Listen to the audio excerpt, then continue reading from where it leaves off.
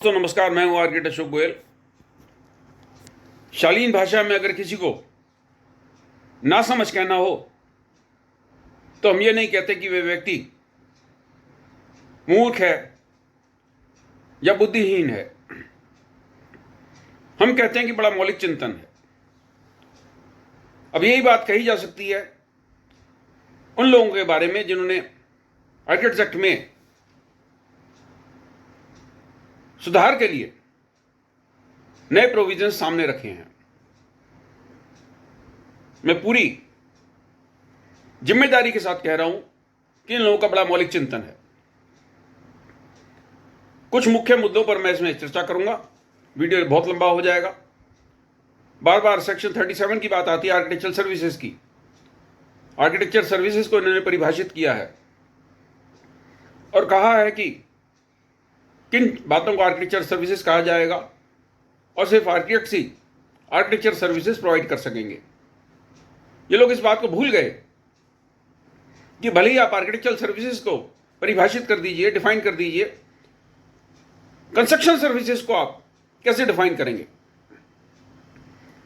देश भर में सभी डेवलपमेंट अथॉरिटीज, म्यूनिसिपल कमेटीज और वो सारे डिपार्टमेंट जो भवन निर्माण के लिए बिल्डिंग प्लान को स्वीकृत करते हैं, जिसको हम बोलचाल की भाषा में बोलते हैं नक्शा पास करना है, वो सर्वेयर्स को अधिकार देती है, ड्राफ्ट्समैन को अधिकार देते हैं, डिप्लोमा सिविल वालों को अधिकार देते हैं, आर्किटेक्ट्स को अधिकार देते हैं, डिग्री सिविल वालों को अधिकार देते हैं बिल्डिंग प्लान सबमिट करने का, उसके सुपरविजन करने का, कंस्ट्रक्शन के सुपरविजन करने का। और इस प्रकार के सारे अधिकार उसको प्राप्त हो जाते हैं जो निर्माण क्षेत्र में किसी भी कंसल्टेंट को मिलने चाहिए। अब आप आर्किटेक्चरल सर्विस को भले डिफाइन कर दीजिए, जितनी म्यूनिसिपल कमेटीज है, डेवलपमेंट अथॉरिटीज हैं, जो जिन लोगों का मैंने जिक्र किया उन लोगों को अधिकार देती है बिल्डिंग प्लान तैयार करने के लिए, उस पर दस्तखत करने के लिए, उसको पास कराने के लिए, जमा कराने के लिए और उसका बाद में निर्माण का देखरेख करने के लिए काउंसिल ऑफ आर्किटेक्चर को किसी प्रकार का कोई अधिकार नहीं हो, ना पहले से था ना भविष्य में होगा, कि उन लोगों को रोक सके। अगर कोई डिप्लोमा सिविल वाला 10वीं के बाद डिप्लोमा सिविल कर लेता है तो उसको एक फिक्स्ड साइज तक बिल्डिंग प्लान सबमिट करने का, उस पर दस्तखत करने का, उसके निर्माण का देखरेख का अधिकार प्राप्त हो जाता है। यानी 10वीं के बाद 3 साल की पढ़ाई, टोटल 13 साल की पढ़ाई। आर्किटेक्ट्स एक्ट में जो संशोधन करना चाह रहे हैं उनकी मौलिक चिंतन देखिए। वो करें 5 साल की डिग्री भी काफी नहीं है, उसके बाद आप 2 साल की किसी प्रैक्टिसिंग आर्किटेक्ट के पास नौकरी कीजिए, उसके बाद आपका लाइसेंस टू प्रैक्टिस का या प्रोफेशनल प्रैक्टिस का हम इम्तहान लेंगे। हम इम्तहान लेंगे। आप हमको समझिए, हम कौन है? हम काउंसिल ऑफ आर्किटेक्चर है। ये कहते हैं हम 3 तरीके के इम्तहान लेंगे। पहला इम्तहान होगा आर्किटेक्चर कॉलेज में एंट्री लेवल का, दूसरा इम्तहान होगा काउंसिल ऑफ आर्किटेक्चर में रजिस्ट्रेशन का, तीसरा इम्तहान होगा प्रैक्टिस करने के लिए यानी लाइसेंस टू प्रैक्टिस का इम्तहान। एक डिप्लोमा सिविल वाला 10वीं के बाद 3 साल की पढ़ाई करके सक्षम हो जाता है बिल्डिंग प्लान सबमिट करने के लिए, तैयार करने के लिए, बिल्डिंग का सुपरविजन करने के लिए। और ये मौलिक चिंतन वाले लोग चाहते हैं कि 5 साल की डिग्री वाला व्यक्ति पहले तो एक कड़ी परीक्षा के बाद आर्किटेक्चर कॉलेज में जाए, उसका एक और एग्जाम दे प्रोफेशनल प्रैक्टिस का, फिर उसका एक और एग्जाम दे लाइसेंस टू प्रैक्टिस का। कैसा, अब मैं इसको मूर्खतापूर्ण कहूं या मौलिक चिंतन कहूं, आप तय कीजिए। अगली बात समझिए, जब आप कंस्ट्रक्शन सर्विसेज को डिफाइन नहीं कर सकते तो आर्किटेक्चर सर्विसेज को आप कुछ भी डिफाइन कर लीजिए। कोई भी डेवलपमेंट अथॉरिटी, कोई भी म्यूनिसिपल कमेटी आपके एक्ट को मानने के लिए बाध्य नहीं है। आर्किटेक्ट एक्ट में आज भी ये प्रोविजन है कि कोई भी व्यक्ति आर्किटेक्ट नहीं कहलाएगा और उस पर काउंसिल का रजिस्ट्रेशन नहीं है। देश भर में जगह जगह पब्लिक वर्क्स डिपार्टमेंट में आर्किटेक्ट्स की पदों पर नियुक्ति की गई है, इंजीनियर्स की नियुक्ति की गई है, ड्राफ्ट्समैन की। सुप्रीम कोर्ट का अहम फैसला आपके हक में आ चुका है कि सरकारी नौकरियों में आर्किटेक्ट्स के पदों पर गैर आर्किटेक्ट लोग नहीं बैठ सकते। लेकिन आज तक, मैं ये पूरी जिम्मेदारी के साथ बात कह रहा हूं, आज तक काउंसिल ऑफ आर्किटेक्चर ने सो मोटो नोटिस लेकर किसी पब्लिक वर्क्स डिपार्टमेंट को, किसी सरकारी संस्थान को इस प्रकार का नोटिस जारी नहीं किया कि सभी पदों पर जिन पर आपने गैर आर्किटेक्ट्स को नियुक्त कर रखा है, आर्किटेक्ट की नियुक्ति होनी चाहिए, उन सबको हटाया जाए। उसका कारण समझिए। कारण यह है कि काउंसिल ऑफ आर्किटेक्चर में जो गठन है, जो इसकी गठन की प्रक्रिया है, वो बड़ी विचित्र है। सभी स्टेट्स के जो प्रतिनिधि हैं वो सरकार के रहमो करम पे है, सरकार ने उनको नियुक्त किया है काउंसिल ऑफ आर्किटेक्चर में। उसके अलावा 5 प्रतिनिधि इंस्टीट्यूट के आते हैं, इंस्टीट्यूट ऑफ आर्किटेक्चर के, और 5 प्रतिनिधि आर्किटेक्चरल इंस्टीट्यूशंस के आते हैं, फिर सर्वेयर्स के इंस्टीट्यूशंस के, सिविल इंजीनियर्स के इंस्टीट्यूशन के, AICT के, और इस तरीके से जगह जगह के प्रतिनिधि इसके अंदर रहते हैं। लेकिन इन्हीं लोगों में से चुनाव किया जाता है प्रेसिडेंट का, एग्जीक्यूटिव कमेटी का। बहुत सारी ऐसी चीजें हैं जिसमें जो काउंसिल ऑफ आर्किटेक्चर की कर्ता धर्ता है वो सरकार के नियमों के खिलाफ, सरकार के निर्णयों के खिलाफ नहीं जा सकते। और यही ऐसा कारण है कि आज तक काउंसिल ऑफ आर्किटेक्चर ने कई इस प्रकार की आवाज नहीं उठाई जहां पर आर्किटेक्ट्स का शोषण हो रहा हो। RTI से पता चला कि NBCC ने पिछले 10 साल में सिर्फ 4 आर्किटेक्ट्स का अपॉइंटमेंट दिया, 4 आर्किटेक्ट्स का, और 579 सिविल इंजीनियर्स को अपॉइंट किया। लेकिन इसके खिलाफ सारी जानकारी होने के बावजूद, ये जानकारी मैं जगह जगह वीडियोज में काउंसिल के सीनियर मेंबर्स के सामने ये जानकारी उन्हें उपलब्ध करा चुका हूं, उसके बावजूद कहीं कोई ऐसा विरोध का स्वर काउंसिल ऑफ आर्किटेक्चर की तरफ से नहीं उठा। आर्किटेक्ट्स एक्ट में प्रोविजन किया जा रहा है LLPs के रजिस्ट्रेशन का, आर्किटेक्ट्स एक्ट में प्रोविजन किया जा रहा है फर्म्स के रजिस्ट्रेशन का। युवा पीढ़ी को इससे कोई फायदा नहीं होने वाला। आर्किटेक्ट्स एक्ट में इस बात की चर्चा कहीं नहीं की जा रही कि जो डिप्लोमा आर्किटेक्चर वाले लोग हैं उनका कोई रजिस्ट्रेशन किया जाए। जब डिप्लोमा सिविल वाले भवन निर्माण क्षेत्र में अपना योगदान दे सकते हैं, बिल्डिंग प्लान सबमिट कर सकते हैं, सैंक्शन करा सकते हैं, तो डिप्लोमा आर्किटेक्चर वालों के लिए कोई प्रोविजन क्यों नहीं है? इस बात की इसमें कहीं चर्चा नहीं है कि जो इंटर्न्स हैं उनके रोजगार का व्यवस्था किस प्रकार से होगी। हर साल 20 से 25 हज़ार नए आर्किटेक्चर कॉलेज से युवा आर्किटेक्चर की पढ़ाई करके निकलते हैं। उन लोगों के लिए कहाँ पर व्यवस्था होगी जहाँ पर उनको ट्रेनिंग दी जा सके? इस बात की कहीं कोई चर्चा नहीं है। और यही ऐसा कारण है कि जो प्रैक्टिसिंग आर्किटेक्ट के पास इंटर्नशिप के लिए जाते हैं तो उनको कहा जाता है कि हमारे यहाँ जगह नहीं है, अगर आपको काम करना है तो हम आपको कोई शुल्क नहीं दे सकेंगे, आपको कोई स्टिपेंड नहीं दे सकेंगे।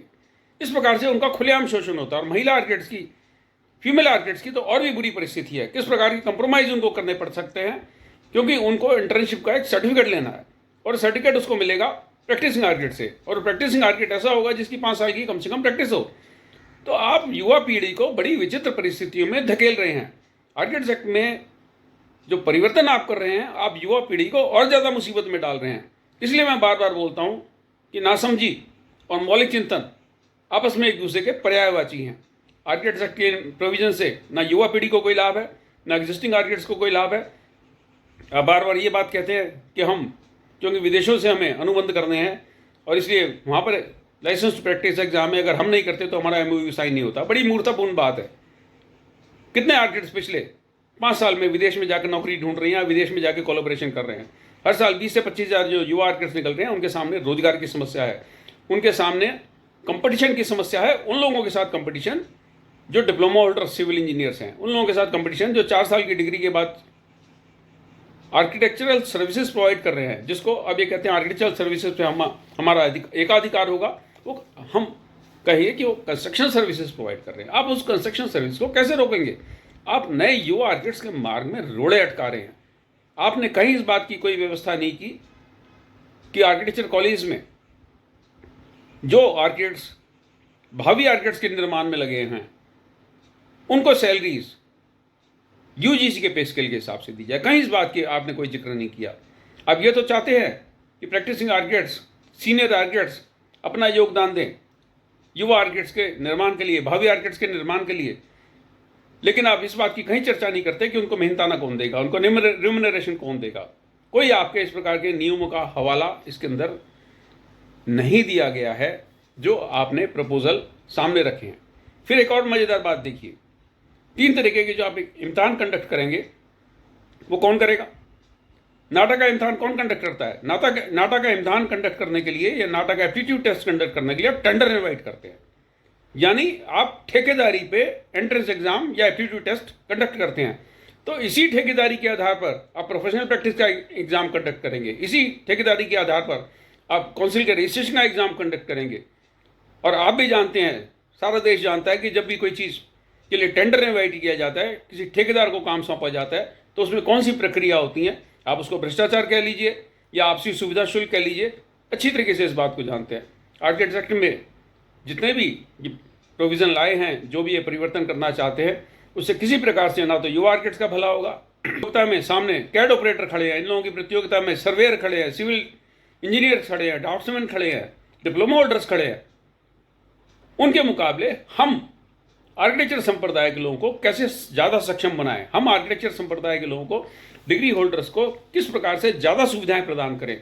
आप ज़्यादा सुविधाएं प्रदान करने के लिए उनके मार्ग में और रोड़े अटका रहे हो, और यही ऐसा कारण है कि पिछले 4-5 साल में आर्किटेक्चर प्रोफेशन में आने वालों की रुचि घटती जा रही है।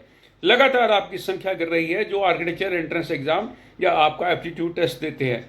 परिस्थिति यहाँ तक आ गई है कि आपने उसकी न्यूनतम योग्यता घटाकर 45% कर दी, यानी 12वीं की परीक्षा में या डिप्लोमा में किसी के अगर 45% भी नंबर हैं, उसको भी आप एलिजिबल मानते हैं आर्किटेक्चर कोर्स को ज्वाइन करने के लिए।